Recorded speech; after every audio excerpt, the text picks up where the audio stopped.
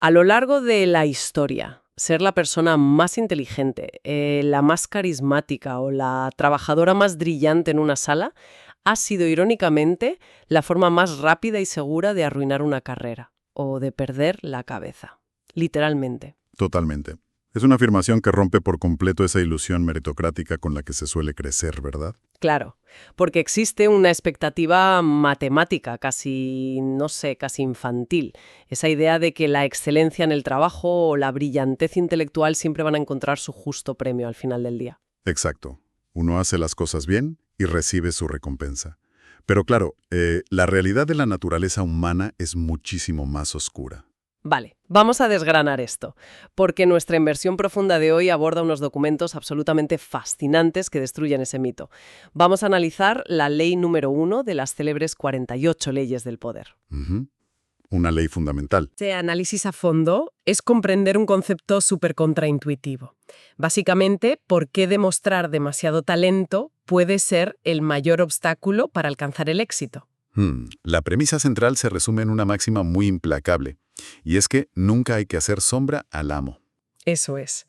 El principio sostiene que siempre, bajo cualquier circunstancia, hay que lograr que quienes están por encima se sientan cómodamente superiores. O sea, que si alguien se esfuerza demasiado en impresionar, lo único que consigue es, pues, inspirar miedo e inseguridad en el jefe, por así decirlo. Y ese es el núcleo del problema, fíjate. La dinámica aquí no tiene absolutamente nada que ver con el rendimiento laboral. Tiene todo que ver con el ego. Claro, el famoso ego. Exacto. Quienes ostentan el poder necesitan sentir de manera casi desesperada que su posición es inalcanzable. Entonces, hacer que los superiores parezcan más brillantes de lo que realmente son es la verdadera llave maestra para acceder a las altas esferas. Ya. Y supongo que cuando se amenaza esa ilusión de superioridad, la cosa acaba mal. Acaba fatal. El sistema de creencias de la persona en el poder colapsa, y las consecuencias de ese colapso suelen ser sumamente destructivas. Madre mía. Entonces, claro, si mostrar brillantez puede ser tan peligroso, resulta vital entender cómo se ve este error en la práctica. Para ello, los documentos nos ofrecen el ejemplo histórico más catastrófico imaginable de no aplicar esta regla. Un caso de estudio perfecto, la verdad. Nos vamos a Francia, año 1661. Y el protagonista es Nicolas Fouquet. Él era el ministro de Finanzas del rey Luis XIV. Y hay que entender quién era Fouquet. Era un hombre que lo tenía absolutamente todo. O sea, todo. Era la definición de un triunfador de la época. Totalmente. Era súper generoso, le encantaban las grandes fiestas, era mecenas de la poesía, admirador de la belleza y tenía un estilo de vida increíblemente extravagante. Un perfil que, bueno, en teoría, debería haber garantizado su éxito permanente, más aún considerando que su posición como ministro de Finanzas lo convertía en una pieza indispensable de la maquinaria estatal. Exacto, era súper indispensable, tanto que al morir el primer ministro del país, que era Jules Mazarin, pues Fouquet esperaba heredar ese cargo. Era el siguiente paso lógico en su carrera. Pero el rey tomó una decisión desconcertante. Ajá, y aquí empieza el problema. Sí, porque en lugar de nombrarlo a él, simplemente abolió la posición de primer ministro. O sea, la eliminó. Ante esto, Fouquet sospechó que estaba perdiendo el favor real, y su estrategia para recuperarlo fue organizar la fiesta más espectacular que el mundo hubiera visto jamás. Ostras, es que la premisa ya suena a que va a salir mal. Totalmente. La excusa oficial era conmemorar la finalización de su castillo, Vaux-le-Vicomte, pero el verdadero objetivo era rendir el máximo tributo a su invitado de honor, al propio rey. Y lo fascinante aquí es el gigantesco punto ciego de Fouquet respecto a la psicología humana, y específicamente la psicología de Luis XIV. Estamos hablando del rey Sol, claro. Efectivamente, un monarca con un nivel de arrogancia histórico. O sea, su necesidad psicológica básica era ser el centro gravitacional de todo su reino. Todo tenía que girar en torno a él. Claro, y Fouquet pensó que montándole un fiestón iba a demostrar que era un súbdito genial. Eso es. Fouquet operó bajo la lógica de que una exhibición colosal de buen gusto y generosidad demostraría su valía, pero ignoró por completo cómo se iba a sentir la persona sentada en la silla de honor al ver todo aquello. Y es que los detalles de esa noche, según los textos que estamos analizando, son casi cinematográficos. A esa fiesta asistió la nobleza más importante de Europa y las mentes más brillantes de la época, gente como La Fontaine o Madame de Sévigné. Lo más selecto de lo selecto. Totalmente. Incluso Molière escribió una obra de teatro exclusivamente para la ocasión y la interpretó él mismo al final de la velada. Hubo una cena de 7 platos y, ojo al detalle, sirvieron alimentos de Oriente que nadie en Francia había probado antes. Una barbaridad logística para la época. Una locura. Hubo música comisionada a medida, paseos por unos jardines geométricos que hoy en día siguen siendo un prodigio arquitectónico y un espectáculo de fuegos artificiales deslumbrante. Vamos, que el consenso general fue que se trataba del evento más increíble de sus vidas. Ya. Pero claro, mientras todos los invitados aplaudían maravillados, la mente de Luis XIV estaba interpretando una narrativa completamente distinta. ¿Me lo puedo imaginar? Cada plato exótico, cada fuego artificial, cada sonrisa de admiración que los invitados dirigían a Fouquet, todo eso no fue visto como un homenaje al rey, sino como una ofensa directa a su vanidad. Claro, le estaba robando el protagonismo. Exacto. El rey sintió que sus propios súbditos estaban más cautivados por el ministro de Finanzas que por el mismísimo monarca. Fouquet no demostró sumisión, demostró que podía opacar al sol. Para visualizarlo en términos del mundo corporativo moderno, para quien nos escucha, es como si alguien organiza una cena en su casa para impresionar a la directiva de la empresa, contrata a un chef con 3 estrellas Michelin, trae a un cantante famoso en directo y sirve el mejor vino del mundo. Sí, un despliegue brutal. Y resulta que el director general, en la última comida de empresa, solo había traído unos sándwiches fríos y agua del grifo. Básicamente, dejas a tu jefe en ridículo frente a toda la plantilla. Totalmente. Y en el entorno actual, bueno, aunque el castigo no sea literal, el resultado es que a uno lo terminan aislando o buscando una excusa para despedirlo. Exacto, te hacen la cruz. La mecánica es idéntica, solo cambian las consecuencias penales. En el caso de Fouquet, el desenlace fue inmediato y brutal. Al día siguiente de esta maravilla festiva, fue arrestado, y nada menos que por el jefe de los mosqueteros, D'Artagnan. ¡Qué locura! De la fiesta a la cárcel en horas. Sí. Tras pasar 3 meses encerrado, fue juzgado por robar al tesoro del país. Un cargo muy irónico, porque los documentos señalan que la mayor parte de esos fondos se habían utilizado en nombre del rey y con su permiso previo. Madre mía. Aún así, fue enviado a los Pirineos, donde pasó los últimos 20 años de su vida en confinamiento solitario. Y el epílogo de esta historia confirma el diagnóstico sobre el ego del rey. Luis XIV reemplazó al brillante Fouquet por Jean-Baptiste Colbert, un hombre famoso exclusivamente por su tacañería y por dar las fiestas más aburridas de todo París. O sea, el polo opuesto. El polo opuesto absoluto.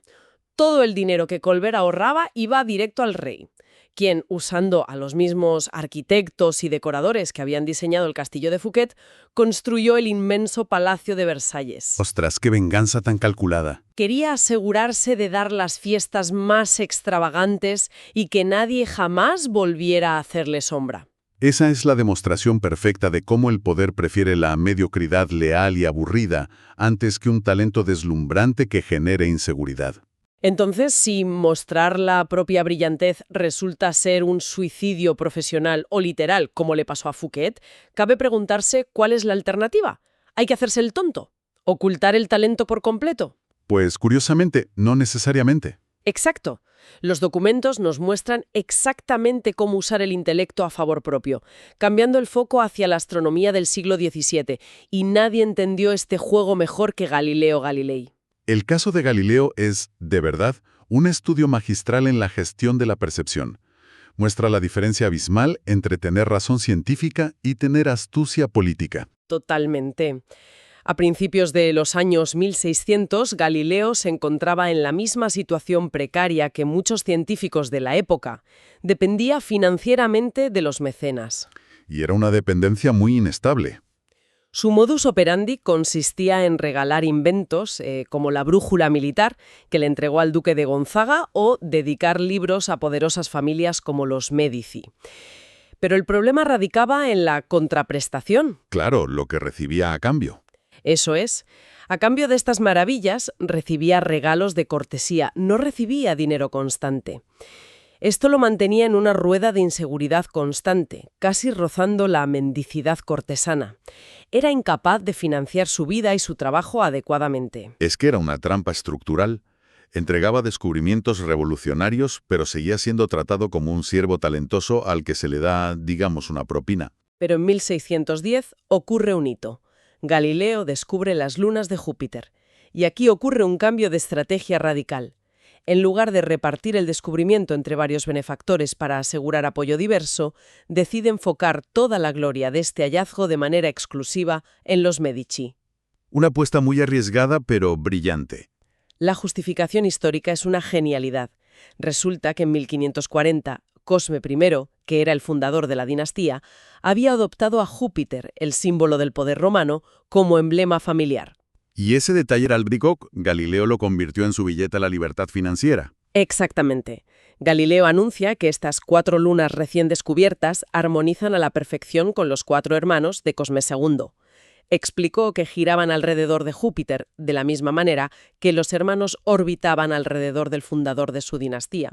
Es que es poesía pura adaptada al ego. Y para coronar la jugada, encargó un emblema que mostraba a Júpiter en una nube, rodeado por las 4 estrellas orbitando, y se lo presentó a Cosme II. El impacto fue absoluto. No me extraña. Fue nombrado filósofo y matemático oficial de la corte, con un sueldo completo y garantizado de por vida. Fin de la pobreza y de la dependencia humillante. Es que Galileo logró justo lo que Fouquet no pudo. Usar su inmenso talento para iluminar al amo en lugar de iluminarse a sí mismo. Vale, y aquí es donde la cosa se pone realmente interesante para nuestra inversión profunda. Porque, visto desde fuera, ¿no resulta esto profundamente manipulador? Bueno, depende de cómo se mire. O sea, se podría argumentar que resulta incluso decepcionante por parte de una de las mentes científicas más grandes de la historia.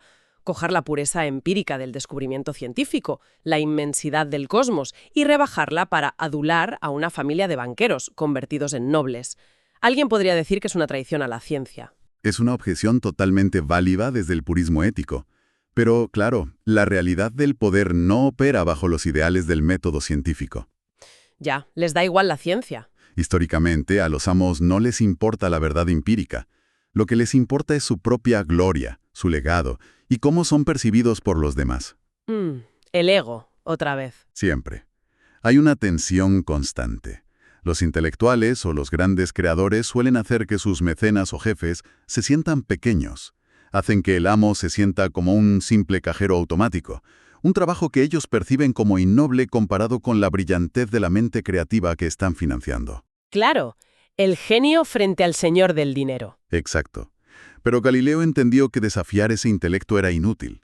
Al alinear a los Medici, literalmente con los astros del universo, no les hizo sentir como banqueros financiando a un sabio, los hizo sentir como dioses cósmicos. Hizo que su mecenas brillara con una intensidad muy superior a la del propio astrónomo y a la del resto de cortesanos. De acuerdo.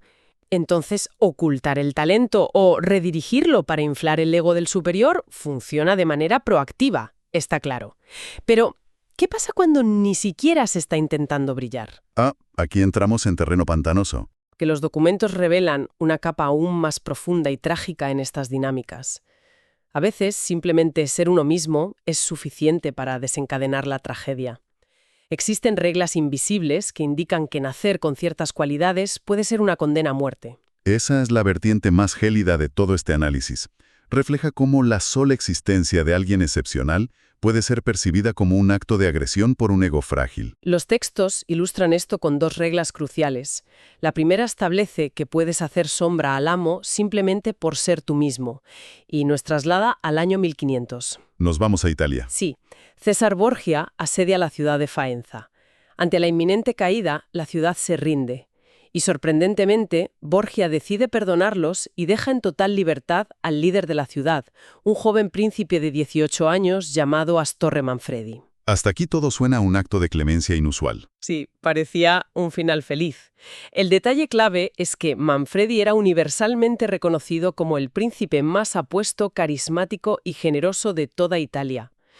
Pero semanas después de este perdón, Borgia encarcela a Manfredi sin previo aviso. Ya, qué fuerte. Y un año más tarde, su cuerpo aparece flotando en el río Tíber con una piedra atada al cuello. Esto plantea una pregunta importantísima sobre los mecanismos internos del resentimiento. Manfredi no conspiró, no intentó robarle el poder a Borgia. O sea, su único crimen fue su mera existencia. Ser carismático y guapo, básicamente. Borgia era lo que podríamos definir como un monstruo de vanidad. Estar en la misma sala que alguien tan naturalmente agraciado y querido como Manfredi hacía que Borgia pareciera más oscuro, menos atractivo y menos carismático en comparación. Y no lo podía soportar. Claro. La lección fría y calculada del texto es que si resulta imposible evitar ser encantador o brillante por naturaleza, es imprescindible alejarse físicamente de este tipo de superiores, o aprender a silenciar activamente esas buenas cualidades cuando se está en su presencia. Es una idea aterradora. Y la segunda regla profundiza en otro espejismo letal. Dice, nunca creas que el amor del amo te da libertad total. Para esto viajamos al Japón del siglo XVI. Un cambio de escenario total, pero la misma dinámica. El caso de Sen no Rikyu, un antiguo campesino que logró ascender hasta convertirse en el principal artista de la ceremonia del té. Era el consejero de mayor confianza del emperador Hideyoshi. Disfrutaba de un respeto absoluto en todo el imperio. Tenía la vida resuelta, vamos. Sí. Pero de la noche a la mañana, en 1591, el emperador lo condena a muerte y lo obliga a suicidarse. Y el motivo parece una tontería absoluta. Resulta que Rikyu había mandado tallar una estatua de madera de sí mismo llevando sandalias. Ajá, y las sandalias eran un símbolo exclusivo de la nobleza en esa época. Efectivamente. Y peor aún, colocó esa estatua en el templo más importante dentro del recinto del palacio. Rikyu olvidó de un plumazo que su estatus dependía íntegramente de la voluntad del emperador. Ese es el gran peligro de la familiaridad con el poder. Rikyu confundió el prestigio prestado con el poder propio. Creía que era intocable. Exacto. Al colocar su estatua con símbolos nobiliarios en el recinto sagrado, cruzó la línea que separa al sirviente querido del usurpador simbólico. Para el emperador, fue una señal de que la mascota se quería el dueño de la casa. Como si a alguien le conceden un pase VIP súper exclusivo a un evento de alta dirección y al segundo día ya se pasea por las instalaciones dando órdenes a todo el mundo y creyendo que es parte de la junta directiva. Un error fatal de cálculo de la propia posición. Totalmente. Una pasada de frenada tremenda. Llegados a este punto, conociendo el inmenso peligro que se corre ante los egos de la autoridad, la gran duda para quien nos escucha es ¿cómo se aplica todo esto de forma táctica en el día a día? ¿Cómo se sobrevive en el entorno laboral sin perder la dignidad profesional? Bueno, afortunadamente el documento no se limita a asustar. Ofrece estrategias prácticas muy claras para gestionar hacia arriba sin levantar sospechas. El primer consejo es que la adulación discreta siempre triunfa sobre la obvia. O sea, nada de hacerle la pelota de forma descarada. Exacto. Y si uno resulta ser más inteligente que su jefe, la táctica recomendada es actuar de forma ligeramente ingenua. Se sugiere cometer pequeños errores inofensivos de vez en cuando. Ostras, equivocarse a propósito. Sí, fallos que no comprometan el trabajo, claro, pero que proporcionen la excusa perfecta para pedirle ayuda y orientación al superior. A las personas en posiciones de poder les fascina sentirse necesitadas. Refuerza su sentimiento de competencia y utilidad. También mencionan los documentos cómo manejar el capital creativo. Si se tienen ideas más innovadoras, la directriz es atribuir ese mérito al amo públicamente. Hay que hacer que las ideas propias parezcan el resultado directo de los sabios consejos o comentarios previos del jefe. Eso es un clásico. Decir, como usted sugirió el otro día. Justo eso. Y si alguien es naturalmente el alma de la fiesta o posee un ingenio arrollador, puede asumir el rol de bufón o animador, pero con una condición estricta: dejar siempre que el jefe sea percibido como el principal dispensador de la alegría. Él tiene que llevarse la medalla del buen rollo. Claro, él debe ser el centro del buen ambiente, nunca un mero espectador de la brillantez ajena. Y fíjate que incluso advierte sobre la generosidad material, conectando de nuevo con la historia de Fouquet. Si toca entretener o invitar a un superior, jamás se debe intentar deslumbrarle con lujo. Mejor pedir unas pizzas, ¿no? Prácticamente. Mostrar medios limitados, en lugar de una riqueza excesiva, ayuda a ganar su simpatía y mantiene intacta su ilusión de supremacía económica y social. Ahora bien, el texto introduce un último concepto fascinante llamado la inversión, que viene a ser la excepción a toda esta regla. Porque claro, uno podría preguntarse, ¿Hay que vivir en un estado de terror constante, preocupándose de no molestar jamás a nadie en la cadena de mando? Y la respuesta rotunda es que no. La estrategia requiere saber cuándo ser selectivamente cruel. Exacto. No todo es agachar la cabeza. Aquí es donde entra la verdadera física del poder. El respeto al ego del amo solo aplica mientras ese amo tenga el poder real de destruirte. El documento describe diferentes escenarios. Por ejemplo, si el superior es lo que denominan una estrella fugaz, es decir, alguien débil, que está perdiendo su posición o que está a punto de caer en desgracia, ahí la piedad desaparece por completo. Es el momento de atacar. La instrucción es acelerar esa caída de manera discreta, superarlo en encanto, en inteligencia y en capacidad de resolución justamente en los momentos críticos, para que todo el entorno note el contraste. Claro. Pero en cambio, si el amo está extremadamente débil ya, o sea, ya está hundido, el texto aconseja simplemente apartarse, dejar que la naturaleza siga su curso y que se hunda solo, principalmente para evitar que uno lo perciban como alguien cruel o como un trepador oportunista. Y si el amo es firme en su posición, pero uno sabe internamente que posee mayor capacidad, la estrategia central es la paciencia. Este es, diría yo, el mensaje fundamental de la inversión. Absolutamente. Ocultar las propias fortalezas no es un acto de sumisión cobarde, es una táctica de supervivencia a largo plazo. El poder desgasta y los líderes, eventualmente decaen. Caen por su propio peso. El día inevitable en que esa figura de autoridad caiga. En ese preciso instante, cuando el vacío de poder se presente, uno ya estará posicionado para sobrevivirle y eclipsarle definitivamente. Entonces, ¿qué nos dice todo esto? Si unimos las piezas de Fouquet, Galileo, Borgia y las tácticas de supervivencia, el propio texto nos regala una síntesis visual perfecta citando al filósofo y pensador del siglo XVII, Baltasar Gracián. Una cita maravillosa, por cierto. Gracián utilizaba la imagen de las estrellas en el cielo y decía algo demoledor. Solo puede haber un sol a la vez. Las estrellas pueden ser exactamente de la misma naturaleza y en muchos casos igual de brillantes o más, pero jamás aparecen en compañía del sol. Ocultan su luz. Su única función es desvanecerse en el cielo diurno, para realzar la intensidad y la presencia de la estrella principal.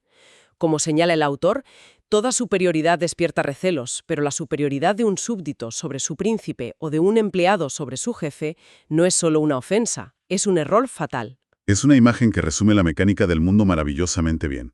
Y si observamos todo esto con perspectiva, nos deja un pensamiento bastante crudo para quienes nos escuchan hoy. A ver. Si la regla inquebrantable de supervivencia a lo largo de los siglos ha sido, y sigue siendo, la obligación de ocultar nuestro verdadero nivel de brillantez, de talento y creatividad, únicamente para no ofender los frágiles egos de quienes ocupan la cima, Sí. pues cabe preguntarse algo muy inquietante.